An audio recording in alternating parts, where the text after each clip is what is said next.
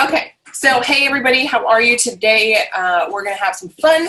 Got a couple business women on Zoom, so you can hear some live coaching around the subject of, what if I don't have all the initials? What if I don't have a mental health degree? Like, can I coach? Can I build my business? So I'm gonna give you some of the insider secrets, the insider things to really think about that are the key to you having an online business no matter what, right? For you to be able to create your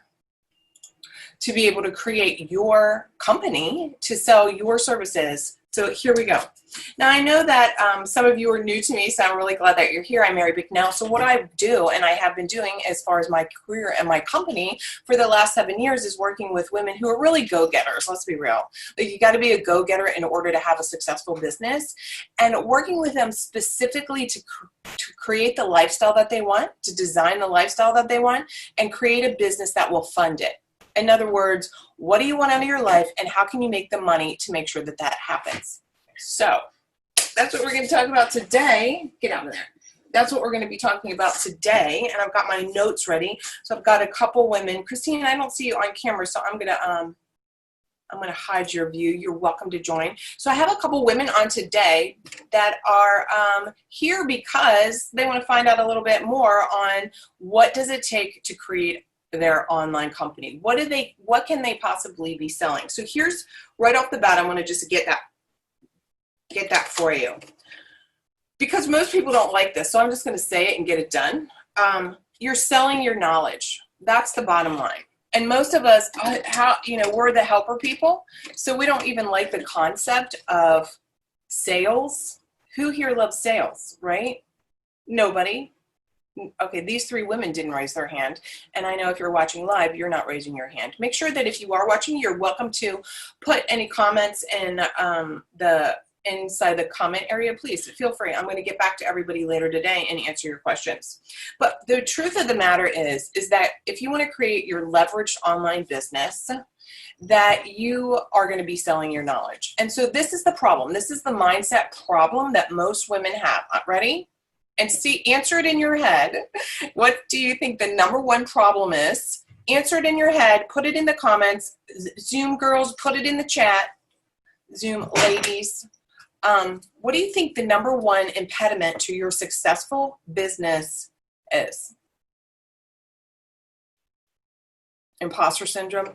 Right. And what is imposter syndrome? It's just like this conglomeration, this group of feelings, emotions, and thoughts that have you thinking like, who am I to make $1 million online? Procrastination. Procrastination is like the child of imposter syndrome, right? When we're feeling like I can't do this, or what are people going to think, then we procrastinate. Then our behavior shows up as like not doing the work. So when you allow yourself to recognize, number one, do you want to own a business? Part of imposter syndrome, when I talk about too analytical, you overthink it, right? You're overthinking. Part of the problem is that women, we go into the helping industries. And the problem is we go in as service providers, as helpers, healers, therapists, hands-on OT, PT, like all the helping things. And we don't go into it necessarily with the thought that I'm going to own my own company. I'm going to own my own business. Why? Because we're like funneled into like get a job and, or take insurance and, 9 to 5, that's the way, girls, stop being, all of the things. So what happens is, for those of you who are fiery and bold and ready to have called the shots in your own life, you want to be an entrepreneur, you want to be that business owner, you want to go for it, you want to show up, you feel like there's more, you get that resistance. So I'm going to give you a couple exact things to focus on, and then I'm going to answer your questions, those of you who are online, and I'll see any Facebook comments. Okay. So one of the things, write these things down. You have to focus on these three things. MMA. Money making. Yes, he does want my attention. The cat wants his treats in there. MMA, it stands for two different things. This is like if you focus on these things, the MMA, you're good, right? Mindset, marketing, and asking. mindset, marketing, and asking. And it also stands for money-making activities. Really, money-making activities are mindset, marketing, and asking. See, this is another, I'm going to give you another mistake that most of us service providers make, is we think that asking people to work with us is like, AKA selling, is like horrible. How could I ever say, you know, I can help you, give me money? Who loves that? Even when I just said that, give me money. Does that make you just like, ah? Are you like, yeah? Or are you thinking like, oh my God, that is terrible. We can't possibly ask people for money, right? So those three things, MMA. So this is ultimately what you're doing, and this is what you have to master. By the way, in the background, you might be noticing I did a training for my mastermind, which we just talk about mastering. You have to master your offer. You have to master selling it. You have to master marketing it, right? Then you can leverage another offer. This is the problem. If you don't master these things, you're never going to have the freedom that you say that you want. So those of you who are in Zoom, like, what is it that you really, really want? What is the biggest thing that you want out of your life? And don't start with, this is what I don't want to hear. Don't tell me that you want, can you hear the cat? Just let me know so I know whether it's coming on camera. Can you hear him? It is funny. Like, this is an online business, guys. Look at this. This is just like, take a minute. I'm literally sitting in my spare room, which is my office. I'm getting ready to go walk to the farmer's market. This is Saturday, and I can choose to work on a Saturday if I want, right? Because I also love doing this, and I can't wait to coach you guys. I love it. I'm going to my second house on the river in a little while. I've got my cup of coffee here, like, and my cat is banging on the door. And still, I have a very successful business that allows me not only time freedom, but money freedom. So look, my point with this is, for those of you who are like, I have to have everything perfect, right? This is perfectly perfect in my world. But you know what I mean? We have these ideas that it has to be, I have to show up a certain way. I have to do it a certain way. Oh my God. And I'm telling you, like, you know, like, you can have stuff. And you know what? People want real. What if every time you saw me on camera or whatever, I was like, okay, so my makeup was, if it was like, if I was every time like, hello, like we are when we're at our normal jobs. Remember, you know, I kind of remember, I have to really think about it, but I remember walking in, like, having to drive to a job and see all of my patients and be able to, like, put a mask on. I'm my real self here. So this is that imposter syndrome piece that I've overcome, that you can overcome. This is the piece of the puzzle of, you know, mindset, marketing, and asking people. Like, my mindset, your mindset is the critical factor here in success. Because I'm just like you, right? It's like, oh, I don't know, can I make money? Can I show up online? Is anybody going to buy my thing? You know, like, all of that. Does that resonate? Do you like the fact that this chaos is going on a little bit? Are you like, wow, that's a normal human being right there? That's what people want. You want a normal people. Okay, so here's the things you're going to be focusing on. Leveraging your knowledge, leveraging your experience, and leveraging tech tools. These are the problems that I hear frequently. People are like, I don't know what I don't even know anything. I don't know what I would sell. And I'm here to say, oh my God, you're crazy. You're crazy. You have a wealth of knowledge about some topic that you really enjoy. So that's one piece of the puzzle to create your online company and be a coach or a consultant. The second thing is literally your experience. So a lot of times I give everybody this, this homework assignment, and you can take it, right? I have people write down at least 25 successes, but really for my private clients, it's 100 successes. So what happens with most women, they immediately, they're like, 100 successes. You go to your, like, perfect job, perfect relationship, like all of these things, and you forget about the tiny little daily things that are successful. And from those tiny little daily things of success, that creates your experience, and that's what people will invest in. I'm going to give you a very concrete example in just a minute, but I'm okay. This is the third area, right? Technology. So your goal is to leverage technology. Now, this is what I also hear so often, which is so old. I like the next person that says this to me, I'm just going to be like, rah. This is what I hear all the time, and see if you can relate to this. Oh my God, I'm not good with technology. I'm not good with tech. There's so much tech to learn. Blah, blah, blah. I just want to call bull on that. BS. Look, if you can sign into your whatever program you've learned for your job, you can create an online company. You can learn to use and leverage the online tools that support your working with clients, marketing to people. Write this down. This is this is a golden tip here, right? And you may have heard me say it before, but this is the point here. It's like automate, delegate, and eliminate. Automate, delegate, and eliminate. When you leverage tech tools, you are able to automate your business in many areas. So what would be the benefit of automation? Who wants to share? Put it in the chat, those of you who are in Zoom. What are the benefits of automation?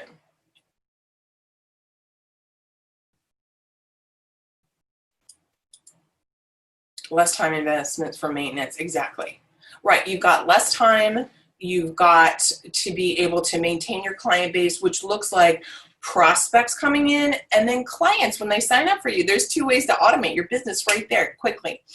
I couldn't figure out how to use Zoom Oh, I felt so stupid. I had no idea about automation. So I want to encourage you not to feel stupid, right? It's the truth that most of the technology you just don't know only because you don't know it. It's new. So there's no reason to feel bad or negative or overwhelmed or stupid. It's true, there's a lot to learn. And yet, like, do you use Instagram? Do you use anything on your phone? Who here has a phone? Oh, look, there's my husband with that COVID beard. He's normally clean shaven. Who here has a phone? Does anyone use their camera on their phone? Does anyone text anyone? Okay, there you go. There's $1 million business. So you can learn to use some of the more advanced technology to help automate, but this is what makes you money. Hi, buy my thing. If you have a phone, you can run a business. I can run my business globally, anywhere I want, because it's right here. Everything is right here. So I have my email list is on my phone, my contacts, Facebook is on my phone, my assistant, I use Voxer, which is just another kind of tech app, texting app or video. I can make sales from my phone. I can PayPal from my phone. If you know how to use your phone, then you can create a business. Who feels like that's good news? So what if you allowed yourself to recognize, oh, I've learned how to use who feels like they know everything about their damn phone? I don't know about y'all, but I feel like there's so much stuff on my phone I don't even use. And then my 14-year-old, she's like, hey, what you do is, and I'm like, oh my God. But you know what? I still have a very successful business, so I don't need to know every single thing. What if you didn't have to know every single thing? Right? Oh, you have a ton of apps. There you go. Like, you have to navigate the app, blah, blah, blah, blah, blah. My whole business, all the tools I use to automate my business are also apps. Right? So I can just be like, da, da, da, da, da. It's so if you allow yourself to recognize that that's truly what it is, it's just a learning curve, that's it. So automation is one of the key things for using technology and leveraging your time. So let me remind you what we were talking about. We were talking about leverage your knowledge, leverage your experience. So in other words, your knowledge about whatever topic it is, right? So for me, I'm extremely knowledgeable about how to build an online company, how to market myself, how to teach my clients this, how to teach them how to sell, how to make more money, how to have more free time. Like, I'm knowledgeable, and I have the experience, not only with my own business, but the experience that my clients have from utilizing the knowledge that they've that they've learned from me with coaching and training and teaching. And then finally, leveraging tech tools. So this is what we were talking about, tech tools. Automate, delegate, and eliminate. So let's talk real quick about delegate. Everybody here needs to start delegating. If you want to make money, you need to offload some of the work that you're doing. So you all need to hire a housekeeper. You need to delegate somebody else. You need to get your kids, if you have kids, you need them folding the laundry. You need to get somebody to mow your own grass, clean your own toilet. So that's in your personal life. Because this is what I hear so many times. People are like, I'm so busy. Okay, well, why are you cleaning your own toilet? Like, it doesn't make any sense to me. So let's get into numbers. This is another area where a lot of women say they don't master. So write this down. I am a master of money. I am a master of money. You must master numbers. So who here knows what 1 + 1 is? Anybody? Anybody know what, right? Of course you all do. I mean, it's 2. It's clearly 2. Like, do we even need to say anything more about that? If you can master 1 + 1 is 2, then you can make a lot of money. Sorry. When I do these videos early in the morning like this, there's like literally no sun. The sun is to my back. Alexa, stop. See what I mean? The damn technology. That's not very good. Okay. Lastly, so now we're like, okay, so great, Mary. I can leverage my knowledge, my experience, use tech tools. I can use my phone. What am I going to offer? All right. Who wants to answer what currently, if you're watching on Zoom or if you're on Facebook, what is it that you do with clients? Like, what is it that you want to do with clients? What is it that you would love to be able to do? And if you don't know, it's totally fine. That's why you're here. Like, if you have knowledge to sell mindfulness training, great. What else?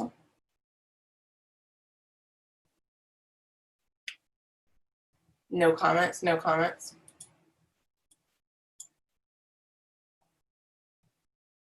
Okay, so this is very like normal. So often when you're just starting your business or you're thinking about transitioning, you do. It's like, it's a block. What do I have to offer, right? What am I going to teach people? So there's 3 things that I want you to think about when you're designing what you're going to teach people. So I enjoy the cognitive aspect of OT, so incorporating that into something like cognitive behaviors. This is definitely what we're going to be talking about next, okay? So I'm just wanting you to listen to, there's 3 ways when you're showing up online, what you're doing for people. So I want you to think about this now. I'm sharing this now because I wanted to give you all the business mindset. So now this is the 3 E's. Write this down, the 3 E's. So this is the fun part, and this can help you tap into your knowledge base and allow you to recognize that you already are doing this with your current clients, okay? Entertain, educate, and engage. That's how to become masterful online. But you probably already are doing this every single day with people. You're probably with your clients, right, or your patients. You're engaged with them. Come on, guys, do this. You're entertaining them because you don't want to be boring. You want them to be bought into their own change, right? And you're educating them. So we do this all the time anyhow. Isn't that good news? Now it's just transferring that skill and then learning the skills of MMA, right? Money, or mindset, marketing, and asking by checking your mindset, right? That's it. It's just transferring one skill to another. So would you agree that you have a lot of knowledge about your chosen subject? I'm looking for nods in the Zoom. Yes. Would you agree that you have some experience helping people with your knowledgeable, like all your knowledge? Yes. Okay, there you go. You got a business. Now is just learning how to leverage tech tools and marketing. What if it was that easy? I'm telling you that it is. So what I want to do is I want to open this up. I want to be able to answer some of your questions, those of you who are on Zoom. And so this is specifically also to help you think about, like, if I'm not a therapist, I'm not a counselor, I'm not in mental health or what have you, OT, PT, any of the, like, the things that you think, oh, this is a hands-on, maybe I'm a hands-on provider of some sort, right? I mean, I've had clients who are yoga instructors, who are acupuncturists, who have done, that are stylists, that help people write books, that are holistic practitioners. Like, it's the same thing. When you can leverage your knowledge, experience, and tech tools, any discipline or anybody who has those things can create an online business. So let me go ahead, and if you, let me open up. So for those of you who are, so how do I use tools to reach out to them? I'm going to talk about that in just a second for you, no problem. So those of you who are on Zoom, feel free to raise your hand so I can, or put in the chat, like, call me, and I will unmute you so that you can ask me anything that you want about the subject. Great, let me go ahead and unmute you. Great, hi. Hi. So I'm kind of just in the very beginning stages of kind of looking into mindset. I have a huge block when it comes to, like, we've been trained to protect all of our patients' information, and we have to have liability insurance, and we have to be very, very meticulous and careful about keeping records. And I guess I'm wondering how that translates into coaching, because I know that's an unregulated field. But, like, do you need to get insurance? Do you need to make sure you're keeping records for a certain amount of time? What's the documentation process? Wow, see how she went right to all of everything that, you know, is bound to our license and to the specific industry. So you're right. And so that's fine, right? This is totally normal. We're all like, what's the contract? What's my, like, I get it. And so I want to, you know, it's such a shift. It's such a shift from, you know, all of that stuff that you talked about, there are regulations, documentation, how many years, how do we HIPAA, blah, blah, blah, all the things, right?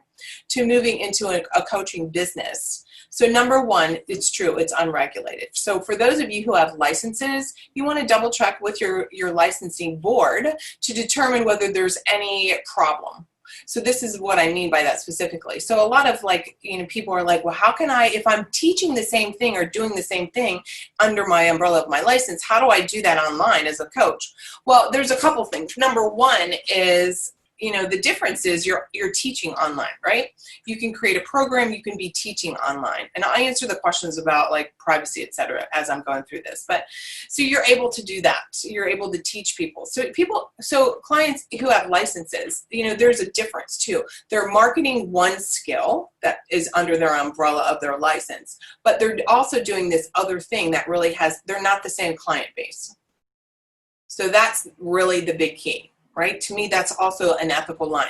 You can't say, oh, I help this population of people and they'll pay me with insurance, but I help these people and they don't have insurance, so I'm going to take cash. That is not the way. As far as keeping records, you're right, there's no regulation. So I have my clients come to their calls filling out what I call pre-call, you know, questionnaire. So it's, you know, what did they do for the week? Like, all the questions I want to know. Plus two, this is a tip, golden tip here. I have them fill it out for a couple reasons. Number one, it keeps them responsible, right? As clinicians, as OT, PT, all the things, right? I remember how much writing, it's like, oh my God, I have to take notes. I have to track all this. No, as coaches, we're turning over the responsibility of that to our clients. Now, it's not that I never comment. Of course I do. That's what, right? But it's that they come to the table, they come to their calls having filled out. So this is one of the things I teach, you know, inside my programs too, like how to have them fill things out. This is a bonus tip. While they're doing it every week, they're documenting their successes, what they've done, what they want to be coached on, what are their questions. It's a running log of their transformation. So the thing that we don't see when we're acting in a clinician capacity or OTP, like the licensure stuff, right? I'll just umbrella it. The issue is we're tracking, we're writing all the notes, we're writing all the case notes, et cetera. And our clients, they really, they forget. They forget. Well, you know, by the time you're done with them, they forget why they were there practically. So they're not as anchored into their transformation. As far as protecting private client, you know, I mean, the truth is we don't typically ask for testimonials, right? Under our, you know, typically we don't do that. So in the coaching world, you can see all of my testimonials everywhere, right? There's dozens of them. But those are public, and dozens of clients who have never done that because they don't want their face on there. It's totally fine too. So there is that significant difference. Did that answer your question? Yes, and I love that so much more. Okay. Why do you love that so much more? I guess I love the treatment, but the documentation is like the bane of my existence. It's the worst part of my day, trying to catch up on notes and remember everything that happened. And I really like the collaboration between, the coach and the client. It's more of a partnership rather than this is my process that I'm putting you through. And then there's no accountability for them. Exactly.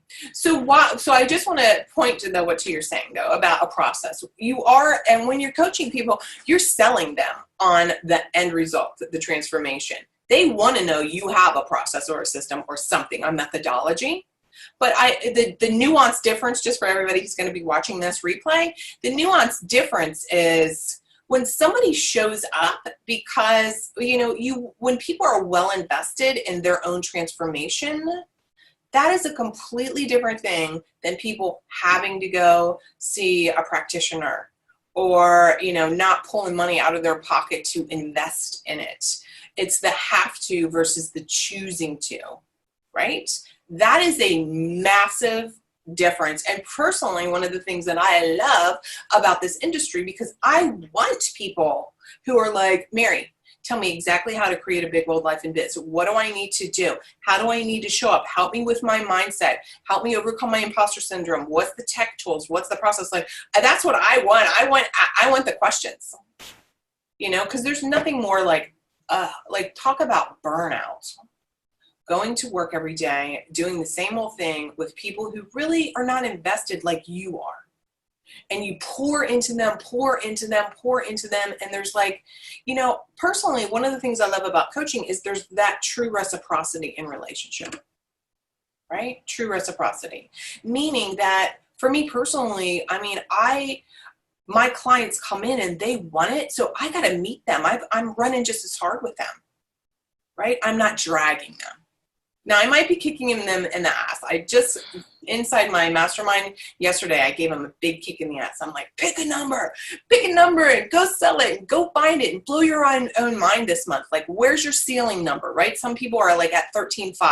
That's their ceiling, or $17,000 selling a coaching program. That's their ceiling. I'm like, up it, break through. Once you do that, I can assure you. What other questions do you have? For me? Yes. Well, let's see. Oh, I guess another block that I have is just I'm really green. I've only been an OT for a year and a half. Yeah. And so I work with pediatrics. That's my kind of niche right now. And I love doing yoga and mindfulness with kids. But then now if I'm switching into the digital space, I'm having to market to parents who I'm used to working with, but it's just a huge shift in this is now my audience. My audience is no longer really the kids. It's more about educating their parents. So that's kind of a brand new area. And I guess that feeds into the imposter syndrome of I kind of lack experience there, and I'm a pretty new therapist. Oh my God. So I would never say either one of those things again. Right? When is it that you're not new? Define that for me right now. Is it going to be 3 months? Is it going to be 10 more clients? Is it going to be 6 years? Is it going to right? So while I get what you're saying, because I like to continue to have a student mind, right? So I've got marketing stuff all around me that I'm reading. I want to continue to keep my expertise up, right? And knowledge base. And there's a moment though, right, where you have to make the decision that you're not green. You're not so new. A year and a half, in a year and a half building a coaching business, you'd have a 6-figure business. Easy peasy. You can have a 6-figure coaching business in a year. So when you tell yourself I'm so green or I'm so new, do you know what you're doing with these kids? Sometimes. So what do you need to know? And so it's true that you may need to have a student mind and learn some things, but coming from that, place of, I am building my company. I am learning to master marketing, right? And that's the first level of mindset stuff. Then the next shift is I am masterful. I always tell my clients, my people are looking for me right now. I can do this. If I can play with my phone, I can create an online business. If I can learn how to talk to my clients, that I'll be able to sell anyone. Like, it's those kind of things. So it's true, you may not know, but can you learn? Yes, right? You can. That's the place to be in. Because when you show up like new and in that like vibe of like, I'm so new, parents, I really don't know, no one's going to buy that, right? Well, I would never tell them that. but this is the moment. They will know. See, this is the thing that is, you hear people talk about like authenticity and be your real self. The issue is that most people are not their real selves, right? They have, and they show up like they think they need to. And we as human beings unconsciously can recognize most of us can, the bullshit meter, right? So if you're coming at people like, I know what I'm talking about, I swear to God, I do. They're going to know like something's off here. So this is why I'm working you to recognize that you do have a process. So do you have a process that you put people through? Yes. And do you have success on the other end? As long as my client is engaged, I do. Yes. So the majority of the time, and the truth is, if you look at it 80-20, 20% of the time you have people that are 100%, right? 80% of the time you have people that are in it, but not like that 20% that we all want to really work with, right? Mm-hmm. So, but that 20% who's like all in, super engaged, do they have results? Yes. That's what you're marketing, right? We're not marketing like, I mean, on one level, I do say that, right? Like this is the thing right here. It's like in our marketing, we weed out people who are the like, if you're engaged, you'll have success, right? We're marketing to the person who wants the change. Does that make sense? How are you hearing that? So it's just like you're saying, it's a shift into the person is, dictated to be there by a doctor. They're referred to us, and now we're going out and we're marketing to them in a way that's appealing enough that they're investing their money, their time, and they're committing to the process. What's the last thing you've purchased recently? I mean, just like literally in general. Like this is not a trick question. Oh, dinner last night. Okay, why did you go to that restaurant? I was with a group. I didn't choose it. And did you enjoy it? Yeah, it was good. Okay. Why did you go with that group? My family and friends. So I'm invested in the people. Right. So you went, right? So that's the thing. It's like, that's the same thing, right? They said to you, oh my God, come on, we're going to go to this restaurant. And you're like, well, I don't really know. But you're like, okay. Mm-hmm. Did you have a shitty time where you're like, I didn't want this restaurant? No. Okay, right. So it's the same kind of thing. So we're looking for people who are like, come on, we're going to, we're going to do this thing. I like that. And what happens is that person comes so ready, then look, I jump out of bed. Like, it's Saturday, I don't need to be working, right? I love talking to you, but the truth is I don't need to do this. I enjoy it. My mission for my company is to help women just like you and all of you who are watching this wherever and the replay. It's like, I want you to have financial abundance and freedom. I want you to have time freedom, and I want you to have emotional freedom, which means that you are confident in your skills and building what you want, and there is no more imposter syndrome. That's what I want for you, right? Great. Okay, let's see. How do you pronounce your name? Alea? Can you unmute yourself? Alayla. Alayla. Oh, I'm sorry, I missed that other L. How are you? So you say that you have so much paperwork to get rid of from working prior to COVID. I would love to hear how to put that paperwork on to clients and track, because I see that they will get. So So are you asking me specifically what's the process to have clients do their own paperwork? Tell me more about that. Yeah.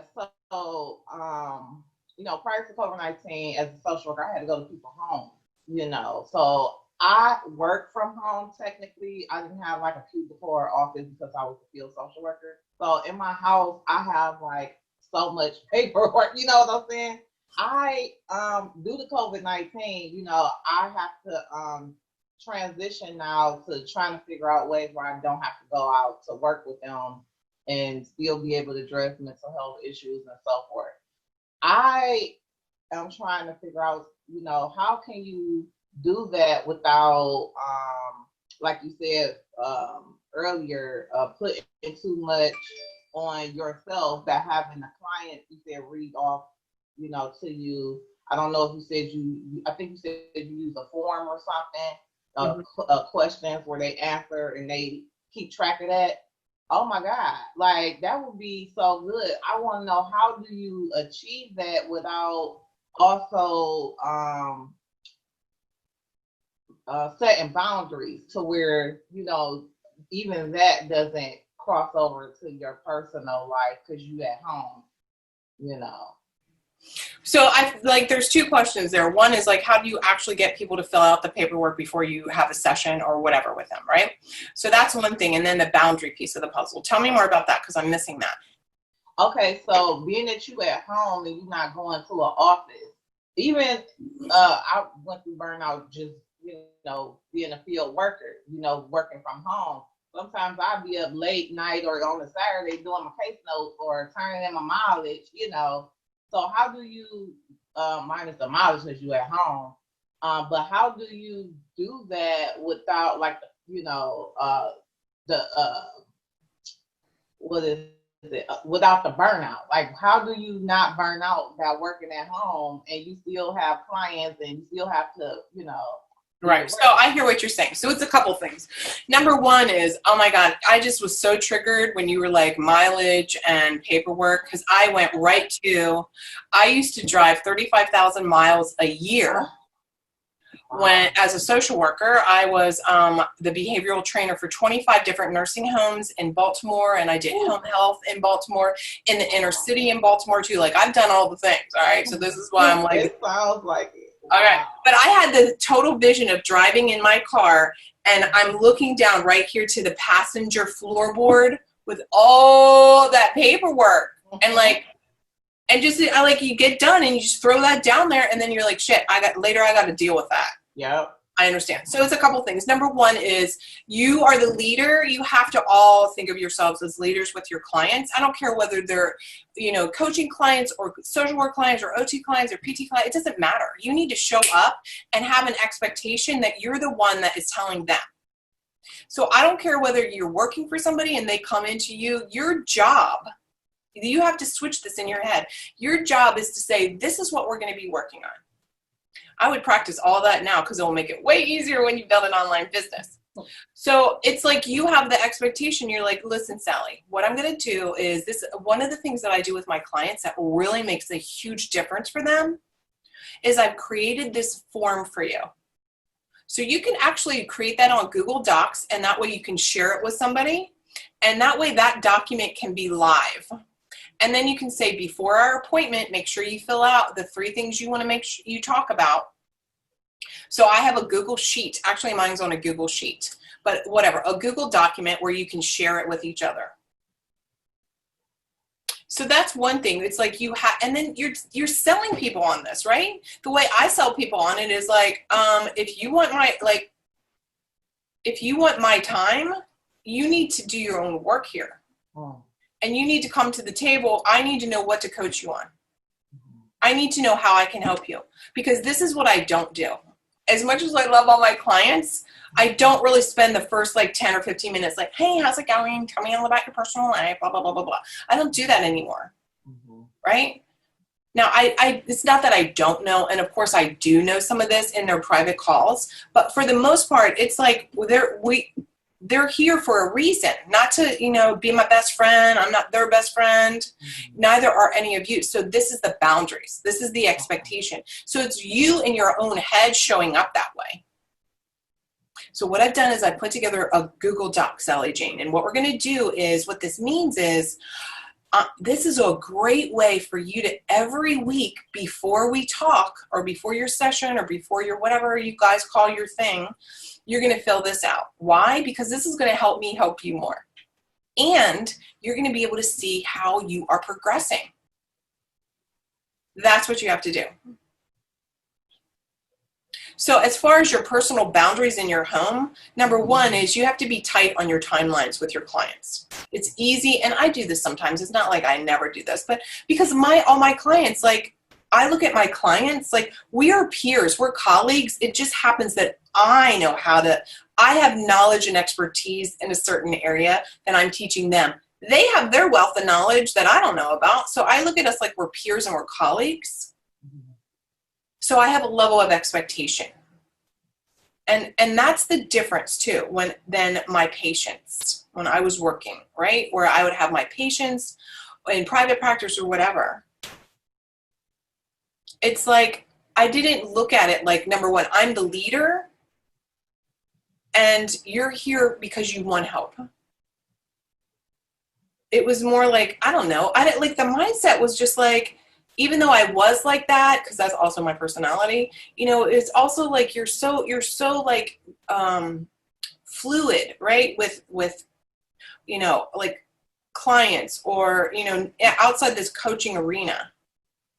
And why that burns you out and of course people come to us, right? Because they've got major problems, whatever that looks like. They've had some horrible health crisis, whether it's a mental health or a physical health crisis or some crises. And so we're attuned to that. So it's also a different population of people, right? When I'm coaching, whether it was my lead coaching business or whatever, people have problems, but they want a solution. It's also, that's part of the burnout here. Is like when we're constantly pouring into people, it's freaking exhausting. Mm-hmm. And this is what I tell my private clients when we keep having the same conversation. I'm like, why the fuck are we having the same conversation? Now, I never have said that to a patient. Right. How are you hearing this? How is this helping you? Well, I'm hearing everything that you're saying, but in the back of my mind, I'm still thinking like, how still am I gonna translate this over the internet? Like, I'm just trying to still figure that out because when I'm in person, it's hard enough as it is to try to get people to even, tell me, like you said, you don't go through how your day was and stuff like that. So that's gonna be something I'm gonna have to switch up real quick because I'm used to doing that. But the other part or the piece is to it, like you said, they like to repeat everything. It's your job. Okay, you need to say, look, we've had this conversation. Right. We've had this conversation. I know that everybody has a story. We all want to tell our story. Mm-hmm. But that doesn't help people after a while. This is also why I'm doing coaching, right? After a while, telling me the same freaking story, like I can't even listen to, like I don't have people in my personal life even that are like, I'm like, I don't fucking have time for that. I literally cannot, I have ended friendships because I don't want to talk about the same thing 59 times. Yeah, me too. So your job as the leader, as the helper, is to say, oh my gosh, I know that we walked down this street before. What do you want different? See, typically we don't even ask our clients that in the when we have this umbrella, licensure umbrella, or helper umbrella, we don't even ask them what they want. We just tell them this is it, and that's the difference. See that difference there, right? Yeah. They come in. Was that helpful? Does this help you shift? Oh yeah, that was very, very helpful because even with you just saying that, asking what they want. Usually, we have to pull teeth and nail to try to get them to say like what a goal is that they want to reach, in their own words. Even though they're saying I need, I'm depressed, I have a place to stay or whatever. But it's just, or my health, has failed or whatever. It's just asking them right out front, like, okay, what is it that you want to change, or what is it that you want to do differently? I like that. They want that. People want that. They want that. So I want you to, I'm going to reflect back to you to change your language. You were like, we got to fight tooth and nail. We got to da, da, da, da. Right? When we show up with that as an expectation that that's what we're going to get, that's what we're going to get. But if you have a change and you go in like, every client, I'm going to ask them on the front end, what is it that you want differently? What is it that you want out of your life? Okay. And it's not that it's like we're fighting tooth and nail. This is a paradigm shift right here. Pay attention. Okay. It's because most people never even ask themselves, what do I want? Mm-hmm. Because most people don't think they can change where they are, what they have, all that. Mm-hmm. I ask women the same thing, like, what do you really dream about? And they're like, I don't know. I forgot how to dream. Why? You know why it is because life happens, right? The kids came, it's like COVID, like their mom died, the dog barfed on the sofa, it's like all the things, and they forgot they had something inside. This is what I'm talking to you all, right? You all started you're helping people because you wanted something. You're here with me talking about how to create a big bold life in biz because you're burnt out. You don't want the helping that you've been doing the way you're doing it because you realize too, it's not helping you, mm-hmm. right? You're in a job. You're not helping yourself. The shift for me with my clients is I want you to help yourself first. I want to know what you want. You have to know what you want. And I won't that's the conversation. So I want to encourage you for all of you, there's no other conversation yet until you know what that client wants. Your job is to help them uncover that. That's what keeps people motivated. Mm. If they're like, I don't really know what I want, and you're like, well, okay, let's go ahead and you're going to do this. They're not bought into it. Mm-hmm. So you can say, I really understand that most people, they really never think about what they want. I'm going to sit here with you and I'm going to support you in really thinking about what is it that you want different in your life? If you could change something, what would that look like?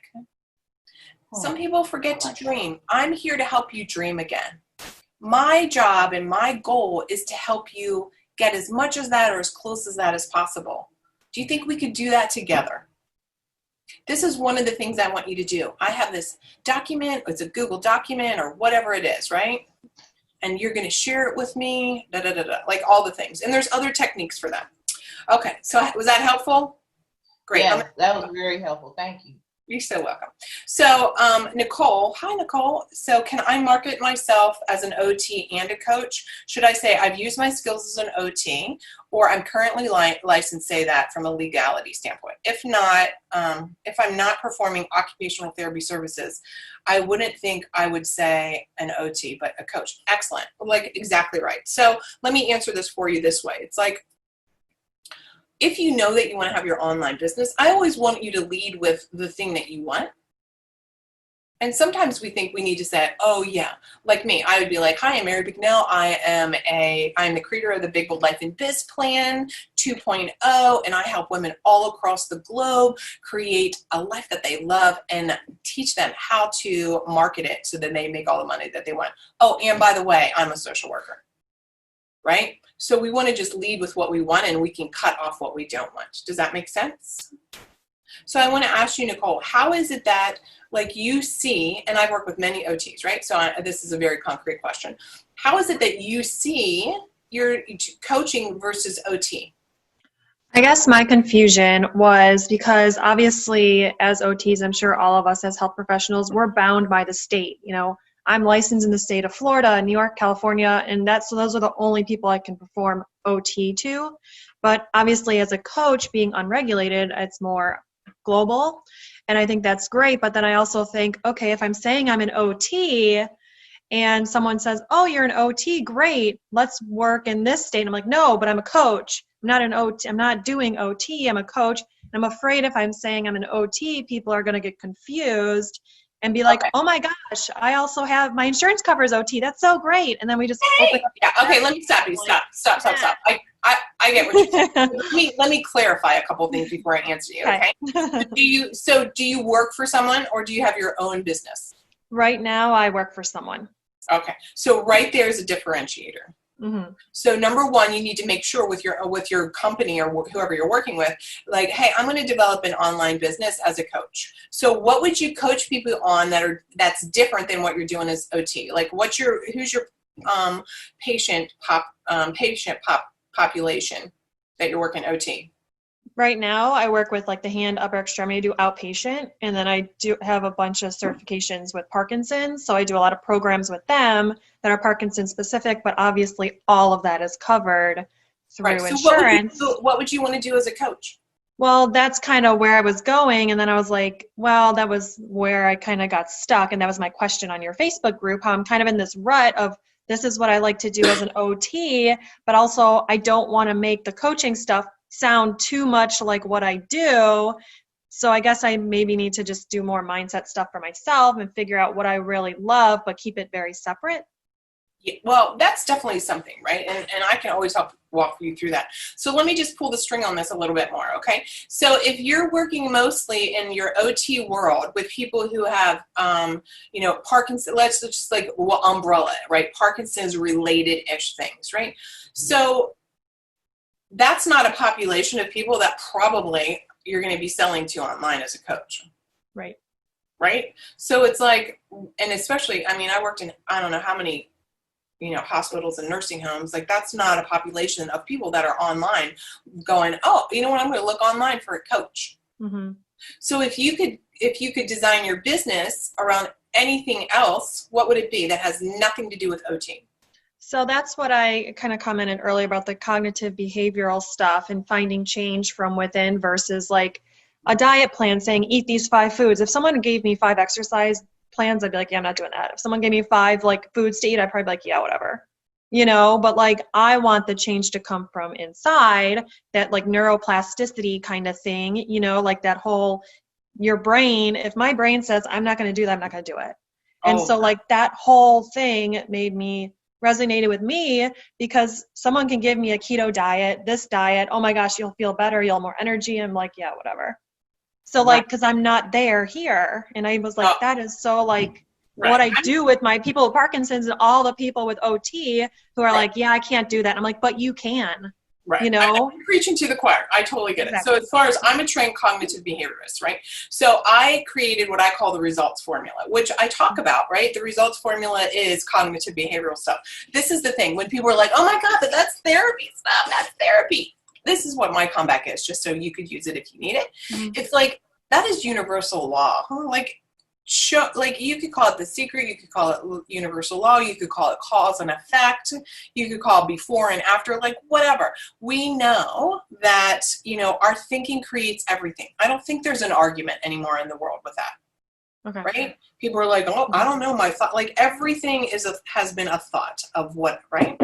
So, and then we know that feelings are our driver. Right? That if we like, that's going to be the thing. But the core, also what you're saying, is our belief. Like our identity and our belief has to evolve so that we can believe that we can, or we're never going to do the thing.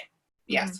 So all of that, and why I say this, and I want to be really clear about it, because so many people do give that pushback, like that's cognitive behavioral stuff. I'm like, that is like, it's to me, it's like such a universal thing that so often some of our tools and techniques, if you will, this is what I teach clients, how to take their tools and techniques and kind of repackage them or rename them or brand them for themselves, because there's no freaking